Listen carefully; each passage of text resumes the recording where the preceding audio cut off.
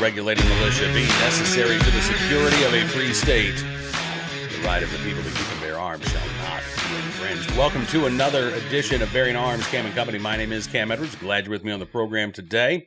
We're going to be talking with Tanner Haas, who is the founder of Freedom Chat. You heard me talk about Freedom Chat on the program a couple times last week. We're going to get into what this app is all about here in just a few minutes. But before we do, got to talk about some other stuff going on. You know, the reactions to the assassination of Charlie Kirk that we've seen from the left just continue to dumbfound me. Not only those who were cheering on his death, those who were trying to make this about gun control. Now we've got apparently truthers who don't believe that the text messages that were released by the FBI and prosecutors yesterday as part of the evidence against the individual accused of assassinating Charlie Kirk are real. I don't even know where to go with that. But I did see this story out of Washington State. School district investigating Bothell principal who posted about Charlie Kirk on social media. You know, I am not generally on social media for many reasons, right? But among them is you can't give a hot take if you don't offer a hot take, right?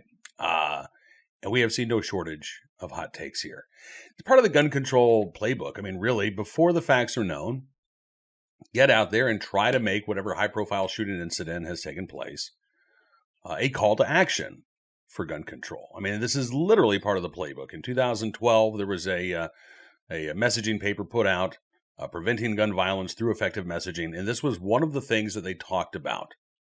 When there's a high-profile shooting, don't wait for the facts, but also don't offer specific policies because those specific policies might be contradicted by the facts later.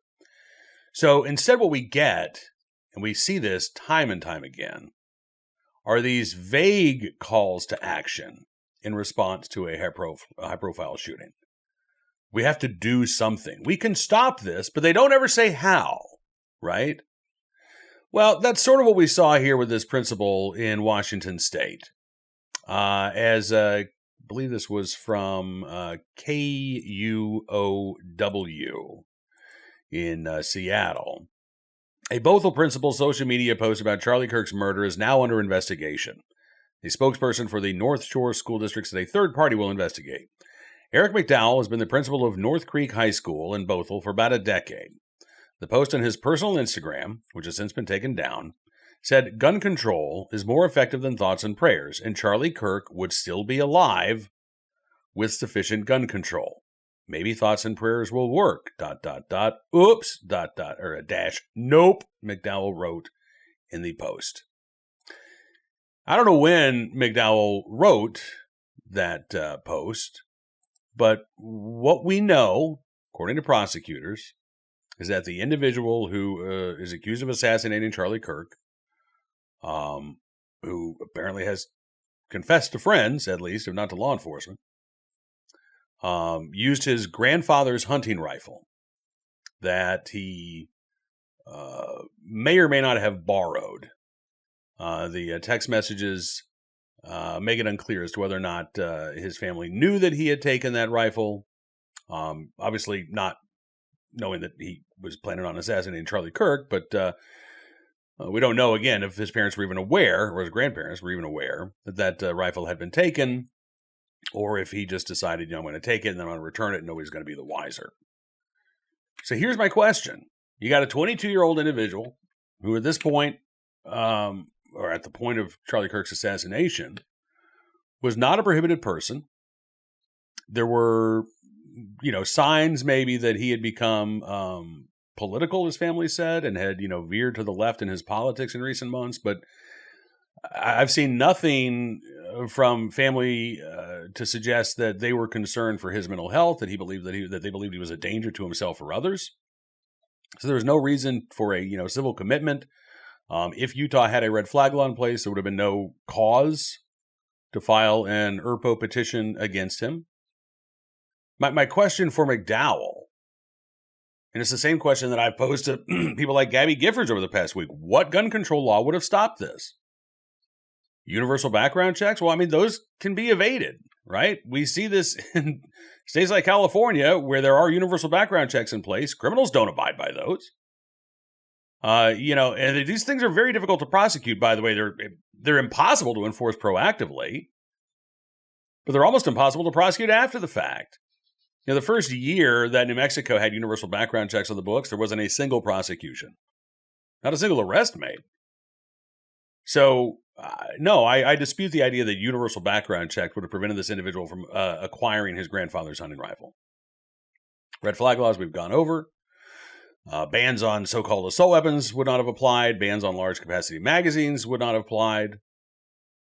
I mean, unless, again, you're talking about completely eradicating the right to keep and bear arms, telling people that, yes, even your bolt-action hunting rifle, even your single-barrel shotgun, the guns that gun control activists supposedly don't have a problem with, right? I mean, unless you're willing to come right out and say, yeah, those guns should be banned too, what gun control policy would have prevented this assassination? That to me is, listen, you got your right to an opinion, even if it's wrong. I think if you are a public official, you're an idiot for taking political stances on your personal Instagram page, particularly those that are divisive. I mean, if you're willing to accept the consequences in this culture that we live in, okay. But I think you're an idiot to do so. But I think it's doubly idiotic to weigh in with such an uninformed opinion. Wait until the facts are known. I mean, again, this is a high school principal here, right? This is somebody who should know better. This is somebody who we entrust with helping to instill critical thinking skills in our kids, who are apparently unable to think critically himself. After this comment came to light, McDowell put out a letter saying my post, sent as a private citizen on my personal Instagram account from my home, was meant to decry the lack of any forward progress on ending gun violence in America. It was not meant to demean the murder of Mr. Kirk. I was also not trying to be disrespectful to Christians or anyone of faith. My entire family is Christian, he added in the letter. No, just disrespectful to gun owners. Disrespectful to Second Amendment supporters. Right? And by the way, he's wrong. Decrying the lack of progress, he said. The lack of any forward progress on ending gun violence in America. What did we just learn a few weeks ago? Violent crime in the United States declining once again. According to the FBI, violent crime down below pre-pandemic levels, close to the lowest levels of violent crime that we have seen in 60 some odd years. That's not progress? I think that's progress.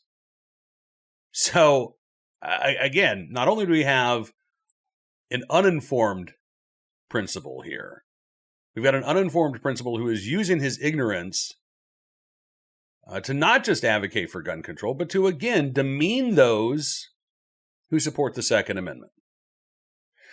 Now, listen, I'm a First Amendment supporter, too. So I do get concerned about the idea of punishing people for speech. I'll be honest with you. But actions do have consequences. This individual's not going to be prosecuted for what he put on Instagram. And if he was, I think that would be wrong. Attorney General Bondi's comments about prosecuting hate speech, quote unquote, takes us down a really dangerous road. But your employer can certainly say, you know what, this is not who we are. We don't want to be affiliated or associated with somebody who says these things. So we're going to terminate your employment. I don't think that that is a violation of your First Amendment rights, because, again, it's not the government going after you. It's, in this case, your employer saying, and by the way, the principal has not been fired. He is, quote, under investigation at this point, right? So, again, I don't like cancel culture. I don't think it is healthy for our society, but it happens, right? And employers, particularly in this type of environment, are going to be very risk averse to individuals making statements that are inflammatory, needlessly inflammatory, whether or not they do it from their personal Instagram page, from the privacy of their own home, or they're sitting in their office at a high school when they do it. KUOW reports that North Shore High School, or North Shore School District, rather, said that it's launched an investigation in response to formal complaints and, quote, in alignment with our standard processes. It says it's received about 30 emails and phone calls, as well as about 60 anonymous comments about the matter. Though some of those could have been from the same people. Some of the comments have been complaints. Others have been supportive of the principal. I don't know what there is to investigate. I mean, honestly, the post was made. The post was taken down. The principal sent out a letter trying to justify his actions. I mean, what are you investigating here? It seems to me like maybe the district is just buying some time as it decides what to do with the principal. But, listen, the guy keeps his job. If he's fired, honestly, I don't really care one way or the other. My bigger issue, though, is the argument that this guy made, because this is standard operating procedure for gun control activists. They don't care about the facts. We saw this in Minnesota this week. In response to the Annunciation shooting, the Minnesota Senate held this hearing on a working group on gun violence, I think is what it was. And at one point, there was a state senator. I was watching this hearing. I've actually got the comment right here. There was a comment by a state senator who said, I think it was Senator Bonnie Weston, but I could be wrong about that, who said, don't tell me that just because, what we're proposing wouldn't have prevented the shooting, that it doesn't matter, right? She talked about a holistic approach. Basically, yeah, sure, we can use this school shooting to ban 50 caliber weapons, even though 50 caliber firearms weren't involved in this. We can use this school shooting to demand, waiting periods, even though this individual wasn't prohibited from possessing a firearm, right? They've come right out and said, yes, we will use these tragedies to foster a as broad an anti-gun agenda as we possibly can. So it's not about the facts. They made that very clear, that it's not about the facts. In that same hearing, by the way, they also made it very clear that they do have a problem with, quote-unquote, law-abiding gun owners. Senator Weston said lawful gun owners are lawful until the day that they're not. So, they acquired weapons and then they had the arsenal to carry out attacks. So we got to keep people from acquiring that arsenal to begin with. There were a number of state senators in Minnesota. Senator Liz Bolden, Senator Ron Latz, who was the chair of this hearing, I believe Senator Weston as well, who talked about there are more guns than people in this country. We talked about that with Stephen Gutowski on The Reload yesterday. That was one of the talking points that emerged. There's more guns than people. We got to do something about that. Okay, well, if you think that's a problem, that there are more guns than people, then either you're calling for a population boom, and we all better get busy humping like bunnies, or you want to take guns away from current owners, even though you say that that's not your intent, right? One of those things has to be true if you have an issue with more guns than people in this country. Now, maybe they do all want to see larger families, but I know that they want to see fewer guns. I know that they want to see fewer Americans exercising their right to keep and bear arms. Because again, as they've said, a lawful gun owner is only lawful until they commit a crime. So we have to stop people from being lawful gun owners in order to prevent them from being unlawful gun owners. That's their attitude, that's their agenda, and it doesn't matter to them that doing so violates a fundamental civil right, because they don't view that as a right. They view the right to keep and bear arms as a wrong that must be corrected. All right. I don't know where to go with that other than this is what we fight against every day. This is what we've been fighting against for decades. This is what we'll continue to fight against. The weaponized ignorance of Americans, the weaponized hostility towards the Constitution, the flagrant disregard that individuals have for the rule of law, for due process, for, again, not only our Second Amendment rights, but our rights protected under the 14th Amendment, our Fourth Amendment rights, our Fifth Amendment rights, our First Amendment rights. They're all equally important. But to those who want to restrict our liberty, every one of those rights is a problem, right? All right. So speaking of the First Amendment, you've heard me talk about Freedom Chat a couple of times here on the program. Had the opportunity to sit down with Tanner Haas, who is the founder of Freedom Chat, on the program yesterday to kind of talk about how this app works, why Tanner decided this was necessary. And I got to say, I just said a few minutes ago, I'm not on social media. I'm not a fan of social media. Freedom Chat is very appealing to me for a variety of reasons, which you will hear. Take a look and a listen. Tanner, thanks very much for coming on the program. It's good to meet you, sir. Thank you so much for having me, Cam. Yeah, absolutely. This is really interesting. Freedom Chat itself, I think, is really interesting. So first of all, I got to say thanks for advertising on the podcast. But, I've had a chance to kind of go through the site a little bit. Do I call it a site? Do I call it an app? Does it matter? Doesn't matter. Okay. And I've created a channel for folks. You can go to Bearing Arms Cam and Company. We've got a channel there. We're going to be putting up exclusive content and things of that nature. It's really easy to navigate. It's very user-friendly, and I'm not all that tech savvy. So when I say it's easy for me to navigate, it's going to be very easy for most people to navigate. But I want to get back to why you decided that Freedom Chat is necessary and why it stands out from other, apps like Telegram or Signal. So can we start with why you decided that there was a space for this, that there was a need for Freedom Chat? Mm-hmm. So before Freedom Chat, I had a marketing website creation company. We actually managed websites. So a lot of the websites we managed were actually conservative companies, and I would go through the replies on these websites, and there was one common theme, regardless of the website. People were deeply concerned about their privacy, deeply concerned about their freedom or lack thereof.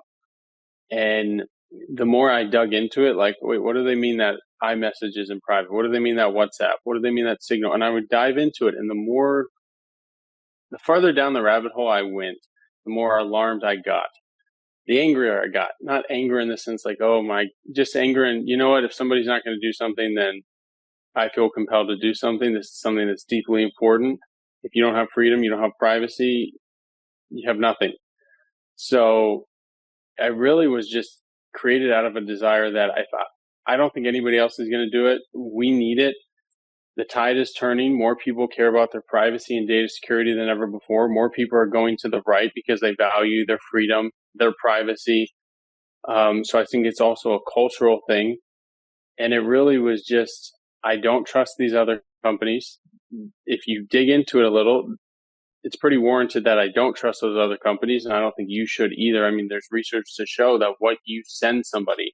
So it's not saying that you have something nefarious or something to hide, but you should be able to message your wife, your husband, your brother, your sister, your business associate, and it's nobody else's damn business, to put it frankly. So we have true end-to-end encryption. Not what these other companies claim.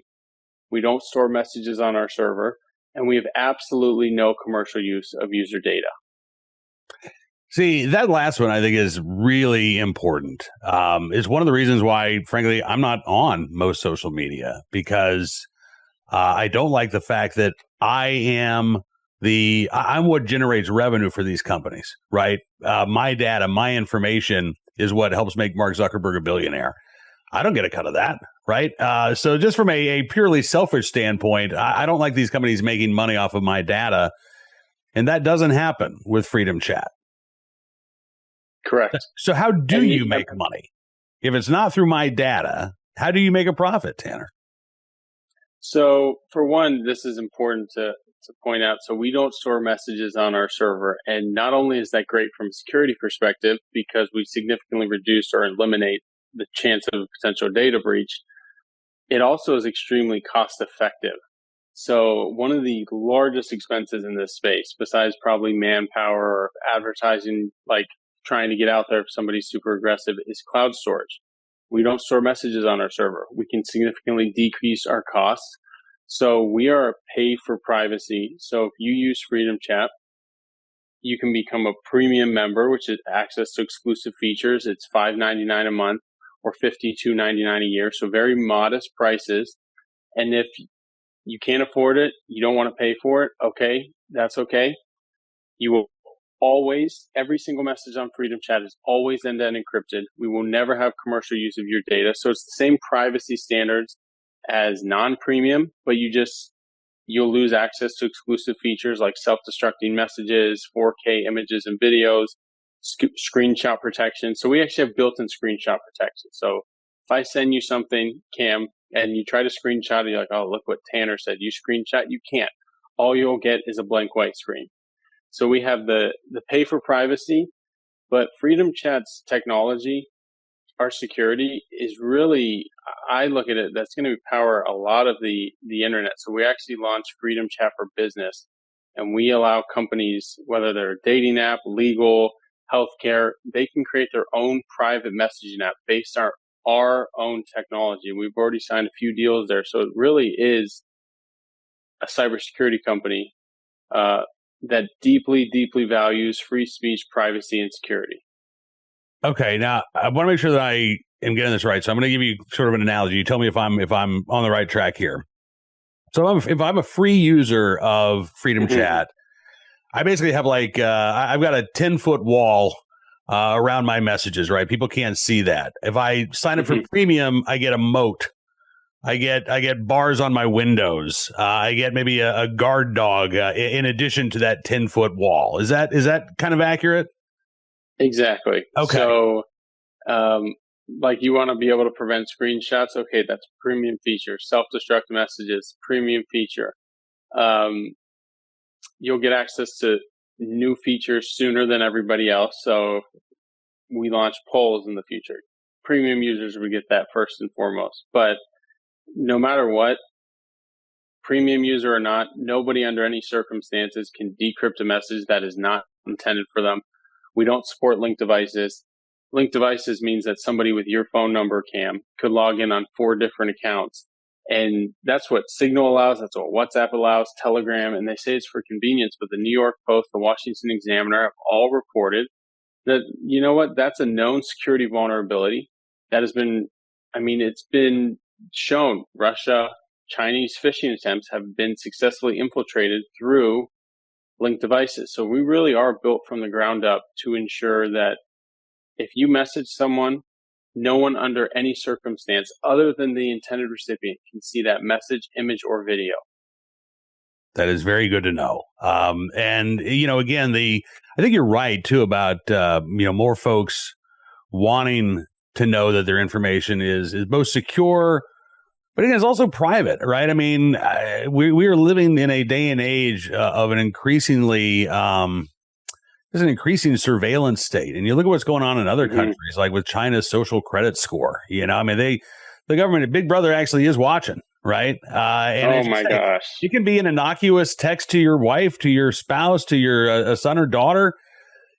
I don't want the government watching me. I don't want hackers being able to get in and look at, my personal life. I'm not doing anything nefarious, but it's none of their business. So, I think that this is a growth industry in general, is it not? I mean, more people are taking taking multiple steps to ensure that, again, there is that sort of a firewall around what they're doing, what they're saying, and who can actually listen in. So, you're 100% correct. It isn't just the U.S. that we're going to see and are seeing massive growth. If you look at a number of countries in Europe, around the world, they're leaning to the right. They're fed up with their government. They've had it, whether that's Poland, Austria, the Netherlands, Italy. It really is. More and more people are leaning to the right in the sense of who are you going to trust? Because research shows consumers care. They're doing business with companies they like, trust, and admire. Do you like, trust, and admire Facebook? Do you really think they have your best interest in mind? No, probably not. Do you like, trust, and trust Blue Sky and Signal, Jack Dorsey, the guy who created Twitter that also suppressed the Hunter Biden laptop story? You know what? Probably not. So it really is turning to the right that this space is growing. The messaging app market is growing, but it's not just growing in sheer number of users. It's also growing in the percentage of people that deeply value their privacy, security, and freedom. So we've talked about the messaging app aspect of this, but is there, I mean, you mentioned Blue Sky, you mentioned Facebook. Is there a social media aspect to Freedom Chat as well? Yes. And so when I say Facebook, I mean Facebook is WhatsApp. So WhatsApp, and you have Telegram. I mean, all these other messaging apps that act like they're private messengers, they're more akin to a social media app. And what that means is you are the product. So for Freedom Chat, we didn't just create the most private, freedom, privacy-oriented messaging app, but we also created Channels, which is a new private form of social media. And what that means is, like, somebody can go subscribe to your channel, Cam, and they get exclusive content. And when they go subscribe to your channel, nobody can see the channels they're subscribed to or the posts that they react to. So it's their own private, perfectly curated newsfeed. So they can go and get the content they want from you. You post, they can react to it just like they would on any other social media post. But the difference is they see what they want. They don't get bombarded with all these ads, all this extracurricular nonsense. They see what they want. They get it delivered in the most effective way. So really, I mean, that's what users are showing they want. 79% are concerned about their data on social media, and it's warranted. So what we created is you have your private chats, and you can message anyone you want. Everything's end-to-end encrypted. Or you can go and subscribe to your favorite influencers within Freedom Chat. They've created a Freedom Chat channel, and you get exactly what you want with, I keep saying this word, but without the extracurricular. You get your privacy, you get it seamlessly delivered, and that's what consumers are showing that they want. Can you interact with the people who've created a channel? Like if somebody signs up and they join the Bear and Arms Camo Company channel, can they interact with me? They can react to any of your posts. They can give you a thumbs up. They can give you a throw up emoji. They can give you an American flag. They can react in any way, shape, or form.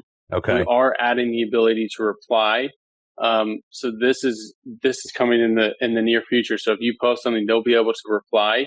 And if they want to use their real name, Tanner Haas, go ahead. If you want to use a pseudonym, go ahead. So right now, it's the ability to react to any of your posts. You can share any link, video, image, GIF, whatever you want to send. In the near future, we're adding the ability to reply as well. We're also adding polls. So if you want to get a consensus from your audience, you'll be able to do that. So really, we see this as building out a full-fledged new form of social media, coupled with the world's most private messaging app. We're also going to add voice and video calls.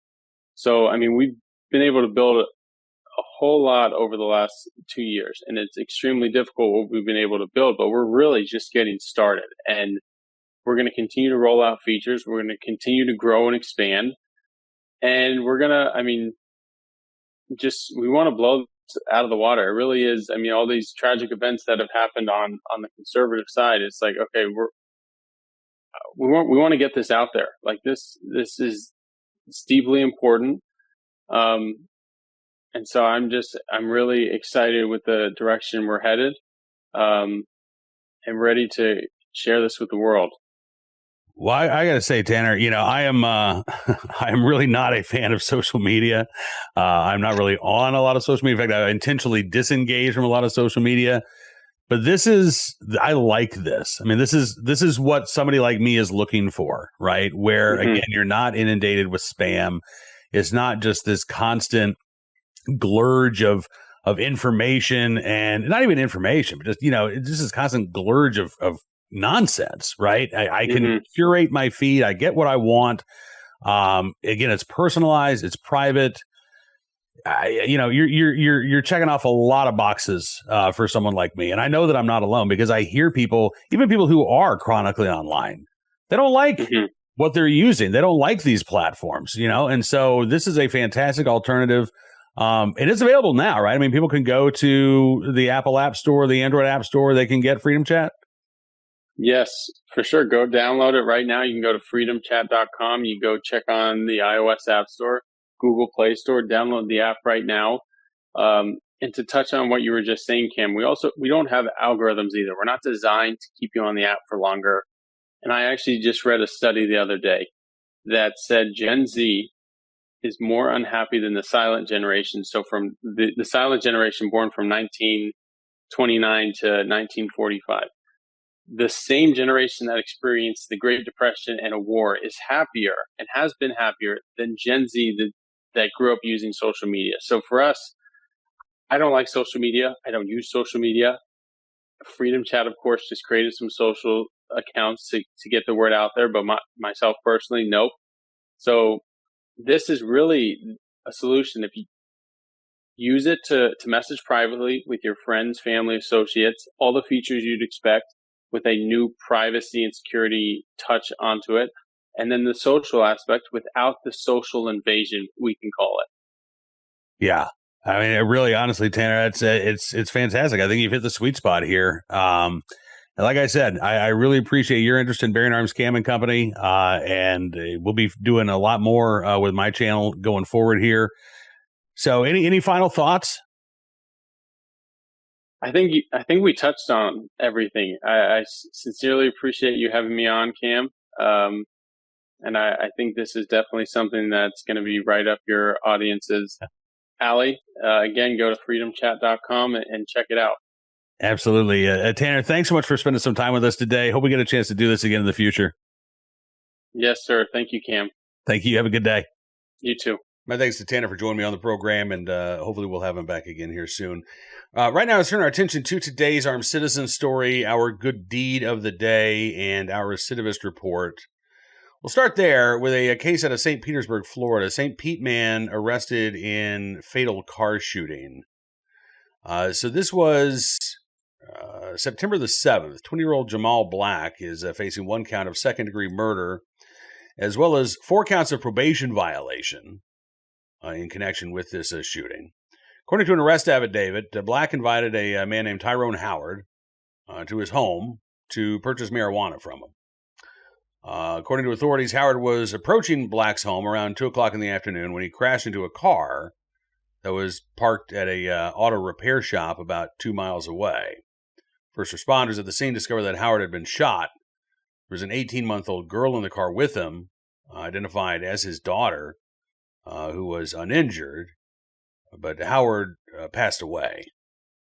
Now, police say they tracked Black's phone to his home at the time of the shooting. They saw a spent shell casing there in front of his home.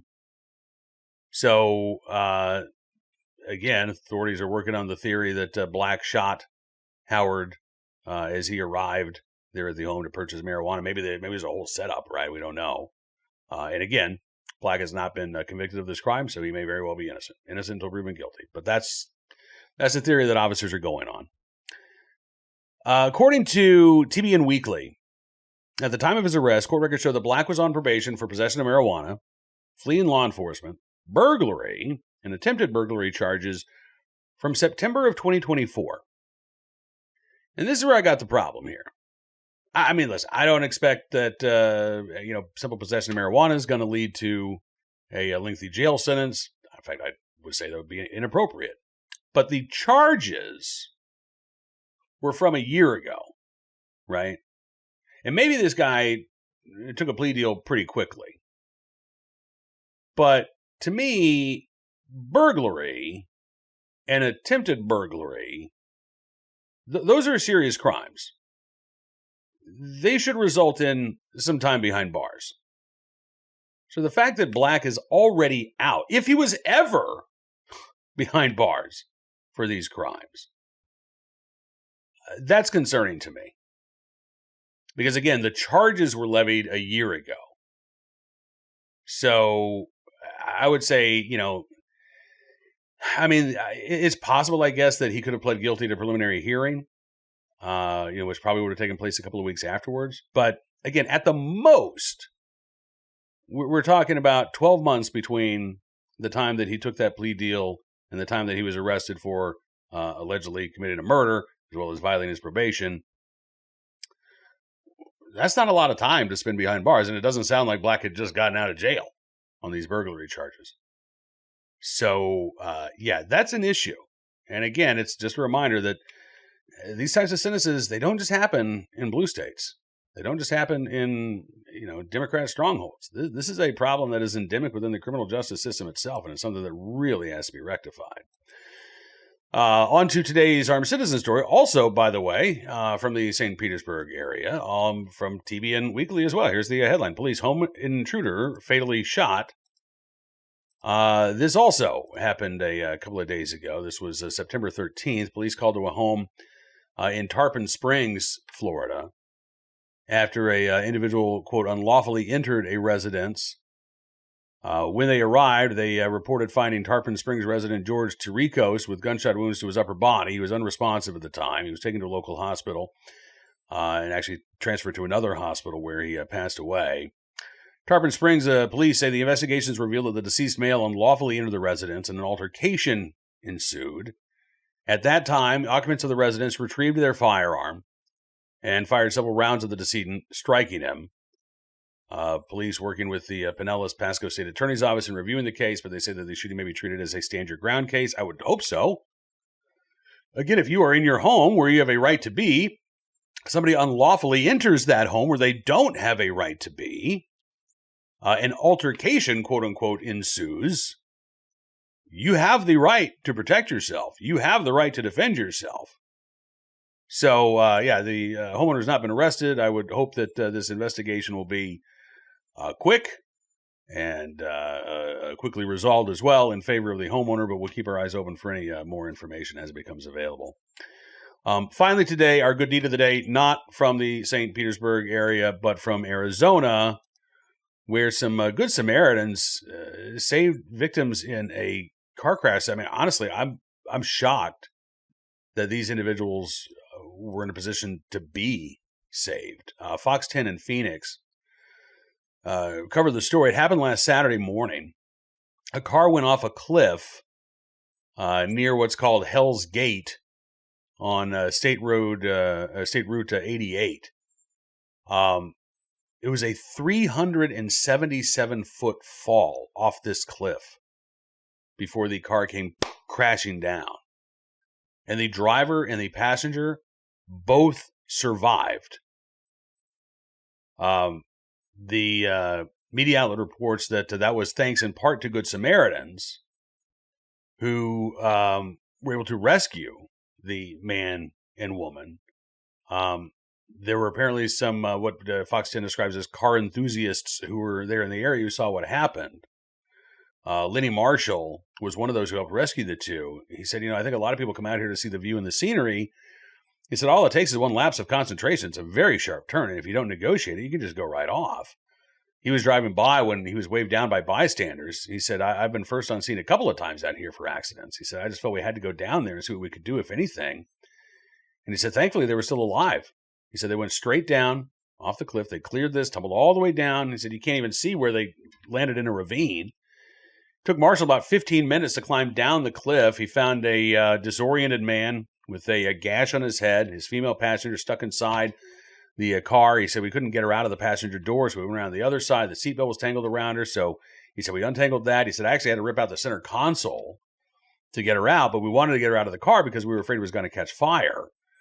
A helicopter actually had to be brought in to extricate the victims who were badly injured. I mean, again, they survived that crash miraculously, but they were seriously injured. Joyce Davis, who is the mom of the injured passenger, said she has a bleed on the brain, a broken neck, a fractured back. But she said, I want to tell these rescuers, these Good Samaritans, thank you from the bottom of my heart because of their quick action on getting down there and helping her. Marshall, again, who was essentially the first to arrive there on the scene, and is a local, I guess, said that crashes like this are becoming too common. He said there are multiple cars that go off the road every year, no guardrails in place. In fact, Fox 10 reports on Sunday night, another car plunged down the edge near mile marker 213. And apparently the individual in that car did pass away. They also report last November, a driver and a passenger fell more than 300 feet down a cliff in the same area. Driver saying the wheels of his car hit gravel At sunset, he couldn't really see that well, didn't realize how close he was to the cliff. I mean, honestly, it seems pretty common sense to me that you'd at least try to put up guardrails and maybe more signage there. But in the right place, at the right time, willing and able to do the right thing to help some strangers in need, Lenny Marshall and the other good Samaritans there in Arizona who came to the aid of this couple who, again, fell almost 400 feet off this cliff. And, I mean, I said it earlier, miraculously survived that crash. All right, that is going to do it for this edition of Bearing Arms Cam & Company. I want to thank you for being a part of the program as always. Looking forward to seeing you back here again tomorrow. But don't forget to check out bearingarms.com throughout the day today, keeping you up to date on all of the latest Second Amendment information from across the nation, which includes legislation, it includes litigation. Unfortunately, these days, it also includes a lot of asinine comments from gun control activists who, again, are trying to exploit the tragedy of Charlie Kirk's assassination, trying to exploit the tragedy of the shooting at an Annunciation Church in Minneapolis, and looking for any other tragedy that they can exploit as well. Nikki Fried, the chair of the Florida Democratic Party, trying to make an issue of the recent open carry decision. Remember when she was claiming to be pro-gun? Actually, she's still claiming to be pro-Second Amendment, but somehow this Second Amendment supporter has an issue with people being able to bear arms either openly or concealed, even though that is, of course, the law in the vast majority of states across the U.S. All right, we will see you back here again tomorrow. Thanks again for joining me today. Until we talk again, be well, be safe, and be free.